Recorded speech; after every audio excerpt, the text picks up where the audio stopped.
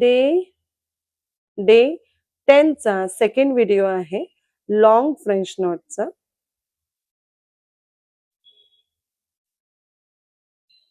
आता long French not शिकवणार आहे मी तुम्हाला.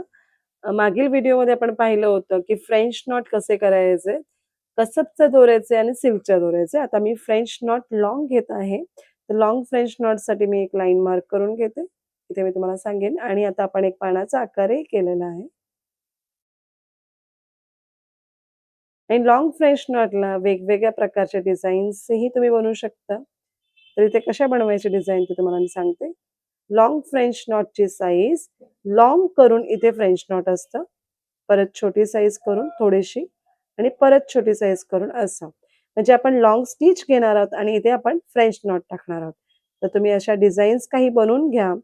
तर तुम्हाला आयडियाज येतील की आपल्याला लॉंग फ्रेंच नॉट कशा-कशा पद्धतीने वापरता येतील. तर बघा इथेही मी तसंच करते. मिडलची नॉट मोठी घेते आणि साइडच्या नॉट मी छोट्या-छोट्या मार्क करते. म्हणजे मी लॉंग फ्रेंच नॉटच करणार आहे, पण मिडलची साईज ती मोठी, त्यानंतर मग छोटं आणि त्यानंतर मग छोटं. या प्रकारे तुमची प्रॅक्टिस होईल. अशीच डिझाईन बनवा तुम्हीही.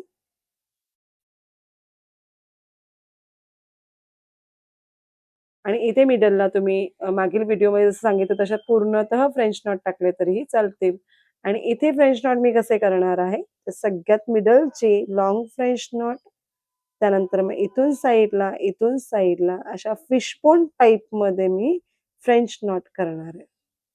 ते ही तुम्हाला सांगते आपण कसे करायचे.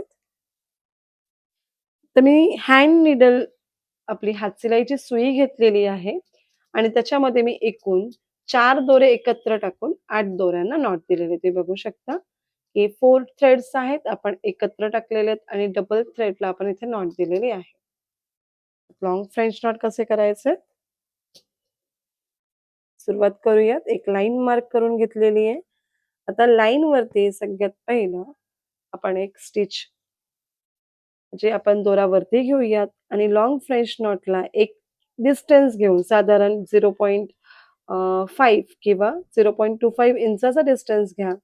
ट्विस्ट करा आणि त्या डिस्टन्सवरती फ्रेंच नॉट घ्या. आणि इथे हा दोरा पकडून ठेवायचा आहे व्यवस्थित.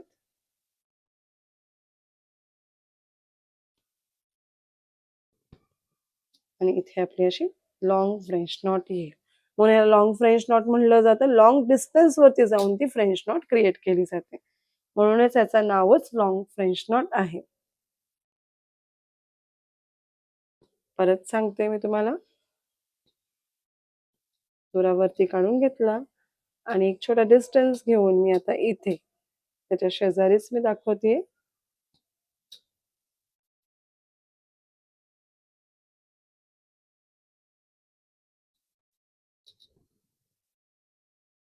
बघा असं.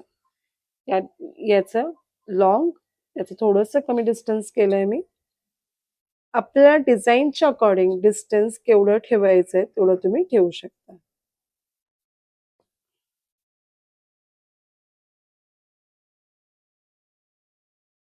1, 2 आणि एक डिस्टन्स ठेवून आपण पुन्हा लॉंग फ्रेंच नॉट केलेली आहे.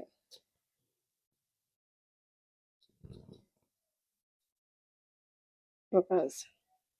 हे झाले आपले लॉंग फ्रेंच नॉट. आता आपण इथे त्याचा वापर कसा करायचा ते सांगते मी तुम्हाला. प्रॅक्टिससाठी तुम्ही पूर्ण लाईन कंप्लीट करा, जेणेकरून तुमची प्रॅक्टिस जास्त होईल. आता इथे करताना मी मिडलपासून थोडंसं खाली सगळ्यात पहिला दोरा काढून घेतलाय. 1 आणि 2 या टोकावरती मी फ्रेंच नॉट लॉंग देत आहे. आणि हलक्या हाताने दोरा ओढून घ्यायचा आहे.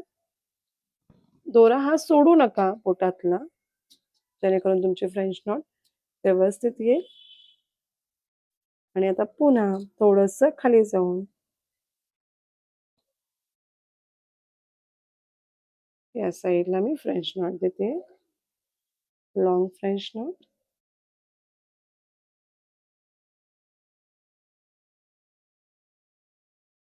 सेम प्रोसेस आता मी एकदा इकडे आणि एकदा तिकडे घेतलंय. फिश बोन स्टिच सारखं आपण करतोय. Long French knot. Long French नॉटचा वापरही खूपदा ब्लाउजमध्ये केलं जातं. दिसायलाही सुंदर दिसतात. बुट्ट्यांचा वापर करतानाही केलं जातं. काही डिझाईन्स अशा असतात, त्यातही लाँग फ्रेंच नॉटचा वापर केला जातं.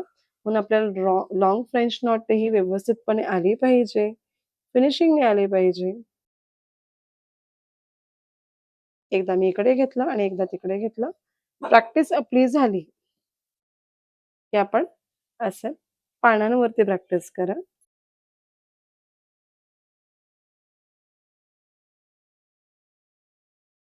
तुम्हाला काही रेफरन्स पिक्चर्सही हवे असतील, की आपल्याला लाँग फ्रेंच नॉट कशी दिसते वापर केल्यानंतर एखाद्या ब्लाउजवर किंवा कशी वाटते? तुम्ही नक्की कमेंटमध्ये मला कळवा. मी तेही तुम्हाला शेअर करेन. आणि काही डाऊट असेल, फ्रेंच नॉट करताना जमत नसेल, काही कन्फ्युजन आहे, तर नक्की कमेंट करा.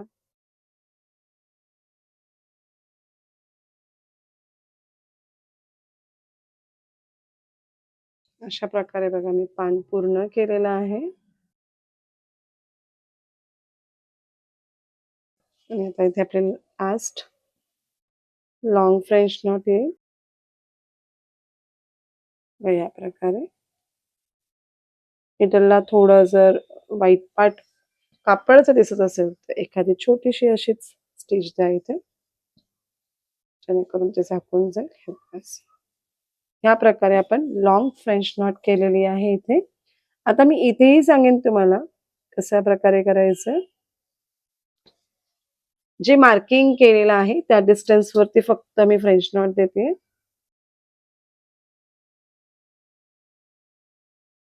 1, 2 ट्विस्ट करून खाली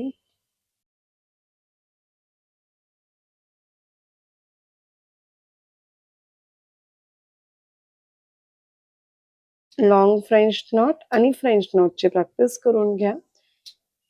पुढे आपल्याला नेकलाइन्स व्हेरिएशन्समध्ये हे फ्रेंच नॉट्स युजफुल असणार आहे.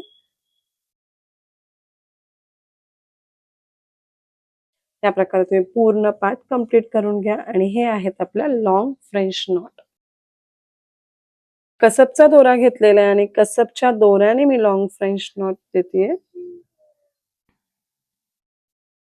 त्याच पद्धतीने 2 दोरे घेतलेले आहेत मी आणि 2 दोऱ्यांना मी एकत्र नॉट दिलेली आहे.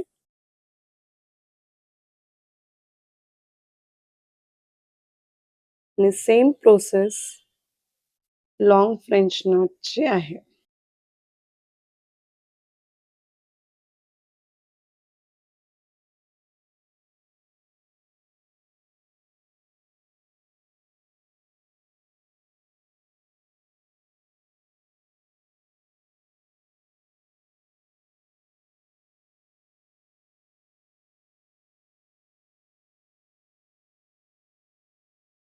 अशा प्रकारे मी कसबचा दोरा वापरूनही लाँग फ्रेंच नॉट केलेली आहे. इकडचा पार्टही आपण त्याच प्रकारे भरून घ्या आणि सिल्कच्या दोऱ्याचे आणि कसबच्या दोऱ्याचे आपण लाँग फ्रेंच नॉट ह्या प्रकारे करायचे आहे.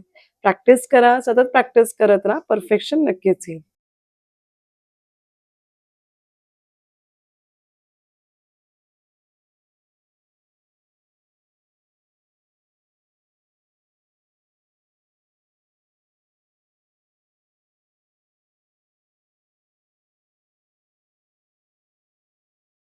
आता मधल्या पार्टमध्येही मी फ्रेंच नॉटने ते फिल करत आहे.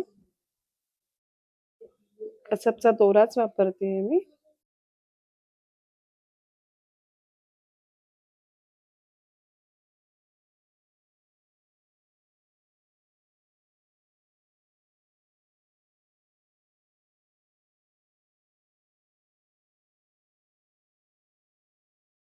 अशा प्रकारे मी मध्येही फ्रेंच नॉट्स टाकलेले आहेत कसबच्या दोऱ्याचे आणि तुम्ही असेच फ्रेंच नॉटचे लाँग फ्रेंच नॉटची प्रॅक्टिस करा. कसबचा दोरा वापरा, सिल्कचा दोरा वापरा.